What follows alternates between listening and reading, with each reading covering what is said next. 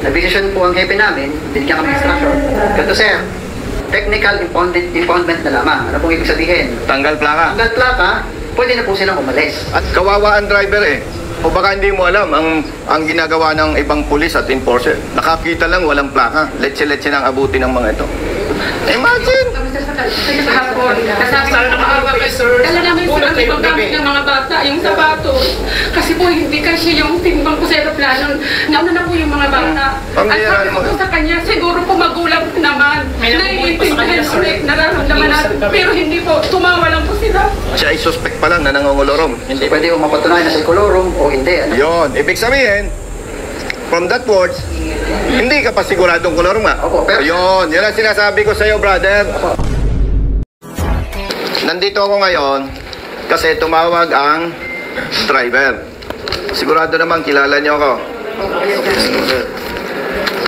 Pag may nakikita akong mali, pakialamero ako. Nasaan ang inyong chief?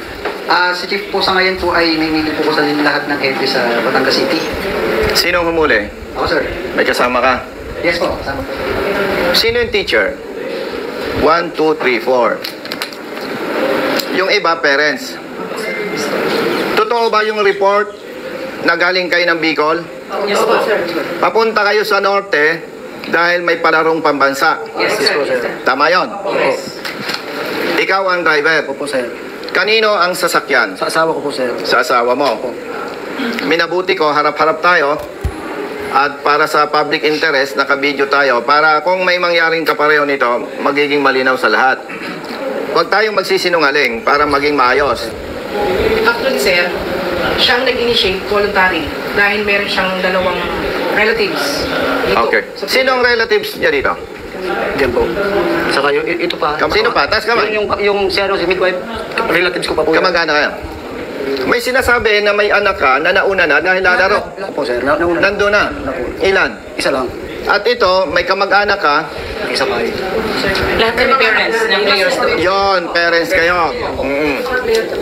Anong usapan nyo sa fuel? Sabi ko sir, sa kanila, sila naman naman nagsabi na sabi, pagdating sa diesel, hati-hati na lang. Yon. Tama ba sabi niya? Opo, sir. Opo. Siyempre, galing kayo ng Bicol, papunta kayo ng Norte, 100% nag-diesel na kayo. 2,000 po sir, sa Kalawang. Ang tanong ko, nangyari ba yung usapan? Nahati-hati kayo doon? Yes. Po, sir. Okay. Nag-share ka, hindi? Hindi po sir. Oh, wala kang share. Brother, Yes sir. ano ang ibig sabihin ng kolorom? Sir, may iba't iba po kasi tayong klase ng colorum. Pero yung pong tinigan... Naka-record tayo, ha? Opo, yes sir. Yung tinigan ko po sa kanila sir ay private motor vehicle operating as for hire. For hire? Yes sir. Anong basehan mo? Ang basehan po namin sir ay dahil po sila po ay nagkaroon ng ambagan para po doon sa Pangkurodo. For hire yun. Yun po. Malinaw ha, hindi nahawakan niya yung pera ha. Nagbayad sila, hati-hati. Ay, Sa'yo, for hire na yon. operating as for hire Sir, po. excuse me. Hindi po namin sa kanya binibigay yung panggas. Isa pong parent ang mahawak, siya ang magbabayad. Sige, sino? Para malinaw. Sir. Ikaw. Ang unang binayaran mo sa Calao, Quezon, 2,000. Oo. Ibig sabihin mo, doon sa version na yon, ang pagkakilala mo, pagkala mo, for hire na yon. Operating as for hire po. Operating as for hire. Opo. Igagalang ko yung pananaw mo. Kaya nga naka-record tayo eh. Yes, sir. Dahil magko-contest kami sa LTO. Yes sir. So, ang pagkaintindi mo, operating for hire. Yes sir. Alam mo ba na ikaw ay public servant? Kayo, Yes sir. Opo, kita po sa amin. public servant. Yes sir. Naimbestigahan mo ba na itong mga ito galing Bicol papuntang Norte? Yes sir. Ipagpalagay, hindi ko sinasabing kolorom. Ipagpalagay natin, talagang kolorom. Nakita mo, may batang maliliit, imposible namang magsabi ito na teacher, hindi naman. Nakita mo, may batang maliliit. Sa ngalan ng public service, wala ka nang ibang pwedeng gawin? Bago po namin sila, nung pagkahuli na po, na nandito na sa compound, ang una naming decision is to impound the motor vehicle. So, ang instruction namin, kami po ay nagsabi sa kanila na para naman po kami makatulong kahit pa paano at makapagpatuloy po sila sa pagbabiyahe, kami po ay nag-offer na ihahatid po namin gamit ang aming mobile sa terminal at para po sila ay makasakay ng bus. Habang nagtitigat po kami, actually nakaprepare na po yung counting receipt eh. Siyempre may mga kasama din po kami na nagtatawag sa hepe namin. Oh. Report po yung nangyayari. So ngayon, dahil nga po nakita namin na maraming pasahero, yung mga bata, nag-decision po ang hepe namin, binigyan kami instruction. Ganito sir, technical impoundment na lamang. Ano pong ibig sabihin? Tanggal plaka. Hanggang plaka, pwede na po silang umalis. At kawawa ang driver eh. O baka hindi mo alam ang ginagawa ng ibang pulis at enforcer. Nakakita lang walang plaka. Letse-letse nang abutin ng mga ito. Imagine! Hapon, kasabi ko maawa kay sir. Dala namin sir ang ibang gamit ng mga bata, yung sapatos. Kasi po hindi kasi yung timbang ko sa aeroplano.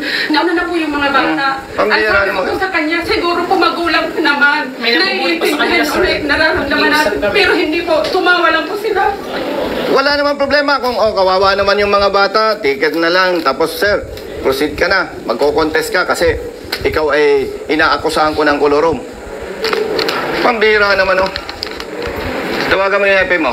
Ito sa happy ko. Sir, excuse po. Itinatawag lang po kay RD po na Sige. yung regards po doon sa matter na gusto niyo. Sige. Huwag lang po sir. Pwede tayo magpatupad ng batas na hindi masasakripisyo ang kapwa natin. Ibig mo ba sabihin, kung pinatuloy ninyo yan, tinikitan, wala na kayong habol? May habol kayo Bakit? Magre-renew ito ng lisensya. Magre-renew ito ng sasakyan. Pwede ninyong padala ng show cause order. Ang daming method ang daming ways. Pero tingnan mo naman mga bata yun nga lang, nasa bahay ka, walang tubig. Iritado ka na Ito. Tapos itong mga to, majority, mga babae. Pambira naman Brother, naintindihan ka dahil hindi ka hepe. Pero gamitin nyo naman puso nyo. Naniniwala ka, siya ay sa ngalan ng pagpapatupad ng batas. Siya ay suspect pa lang na nangungulorom. Hindi pwede mo mapatunayan na si kolorom o hindi. Ano? Yon, ibig sabihin, from that words, hindi ka pa siguradong kolorom Opo, pero... Yun ang sinasabi ko sa iyo, brother. Opo. Malinaw yan. Opo. Hindi ka pa sigurado na kolorom nga. Opo. Pero na-perwisyo na sila. Okay, i-shortcut natin. Nag-contest. Na-prove. Hindi kolorom. Na-perwisyo na sila. Yan ang sinasabi ko Hindi nyo naintindihan yung tamang public service kasi pwede pa rin nating habulin yan. May kapangyarihan pa rin tayo sa pamamaraan na hindi mapiperwisyo. Itawag nyo sa RD. Anong sabi? Co-coordinate po ulit kay RD. Kung... Yung regards po doon sa matter. sige. Alam mo ang number ni RD, kakausapin ko. Wala po ang number ni RD. Okay na, kausapin ko si Hepe. Diyan mo. Opo. Hello, Chief. Hello po, good afternoon po. Nandito ako kasi yung mga papunta sa Palarong Pambasa, nandito ang teacher saka parents, in-impound nyo.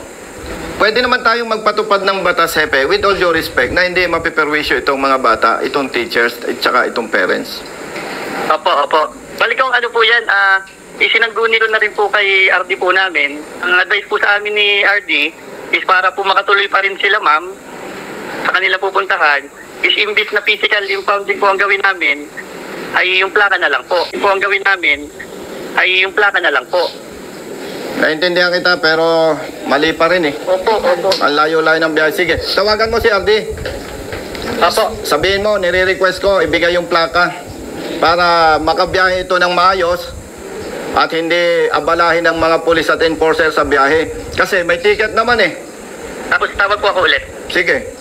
Pakibilisan mo, kawawa itong mga to. Thank you po. Dapat pala, ang katulad niya, BO. Makikisakay na lang kayo.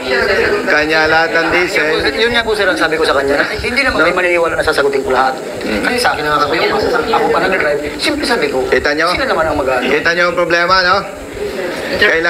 Kailangan pala BO ang may-ari ng sasakyan na bawal kayong mag-share ng panggasolina o diesel. Pasensya na kayo talagang malaki ang problema natin sa ating sistema. Alam ng Diyos, hindi ko binalak pumasok sa politika. Pero nakita ko ang pang-abuso, pang-api, at maling pagpapatupad ng batas. Kaya ako'y pumasok sa politika. Naging congressman ako, bakit naghahangad pa ako magsenador? Nakita ko, kulang pala yung kapangyarihan ng congressman para ipaglaban ang ating mga kababayan na inaapi at inaabuso. Tutulungan natin siyang mag-contest. Okay? Kasi pagka yan ay hindi natin tinulungan, nagmagandang loob na sa inyo, may impound pa yung sasakyan, ang multa 200,000. Kasi ang intention, pag kolorong, kunwari ako nagkokolorong, ang unang intention ko, kumita ng pera. Yun. Pangalawa, habitual, paulit-ulit. Kasi syempre, kung kolorong ako, kumikita ako sa inyo, dapat ulit-ulit. Sana man nakakita ang kumikita ako, tapos minsan lang. Pero ako nagtitiwala naman sa kay Asek Bigor Mendoza na hindi sapat na basehan yon para sabihin kolorong. Yung mga damit ninyo, yung gamit nyo, nagkasya sa likod.